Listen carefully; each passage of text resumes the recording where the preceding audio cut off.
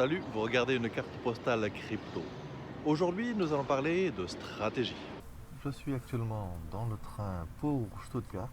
En Allemagne, le port du masque est obligatoire, donc c'est ce que je fais, hein. Aujourd'hui, nous allons parler des stratégies, ou de la stratégie que j'ai pour investir. Ils sont relativement simples parce que je suis quand même au début de tout ce qui est investissement. Je n'ai pas de bons conseils à donner, mais au moins voilà, je vais vous présenter ce que moi je fais actuellement.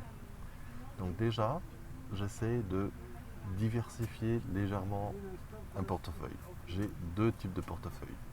J'ai un portefeuille qui est utilisé uniquement pour investir sur du long terme.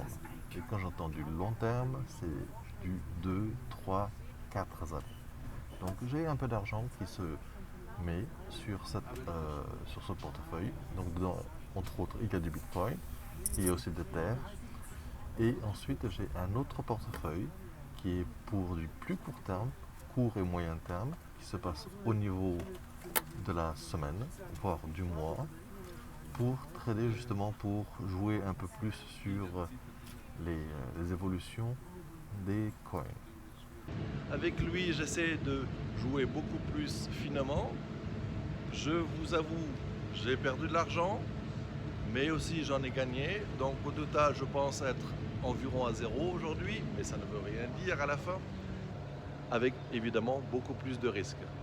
Maintenant, j'essaie d'évaluer au mieux les coins que je vais mettre et aussi de diversifier et en coin, mais aussi dans le temps pour essayer d'être le plus stable possible. Parce que bien sûr, les crypto-monnaies sont très volatiles aujourd'hui, en particulier le Bitcoin, comme tout le monde le sait. Ma stratégie est actuellement assez risque adverse, c'est-à-dire je prends peu de risques en diversifiant dans le temps et aussi dans les coins. Maintenant, quel coin j'utilise? J'essaie de rester dans les coins les plus connus.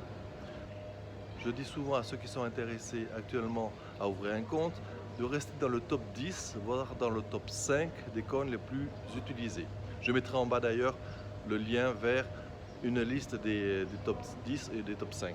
Ce sont des coins qui sont connus, qui vont certainement avoir des montées mais aussi des descentes, mais au moins ce ne sont pas des coins qui vont disparaître du jour au lendemain, donc qui sont relativement sûrs. De mon côté, c'est ce que j'essaie aussi de faire.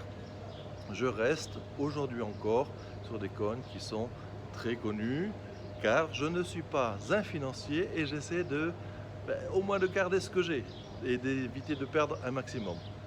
Ceci dit, la première année où j'ai fait ça, j'ai perdu de l'argent. C'est vrai. Mais avec ce qui se passe au début de l'année, j'ai pu réinvestir de l'argent et donc avec la montée qu'il y a eu depuis mars 2020, j'ai pu combler en fait mes pertes. Aujourd'hui, j'estime être environ à zéro. Mais j'ai eu cette possibilité, j'ai eu cette chance-là de remettre à zéro, de pouvoir investir quand le marché est très bas. Maintenant, est-ce que ça se reproduira? Peut-être, peut-être pas. Quelle est votre stratégie? Moi, elle est plutôt risk adverse, donc rester dans la sécurité.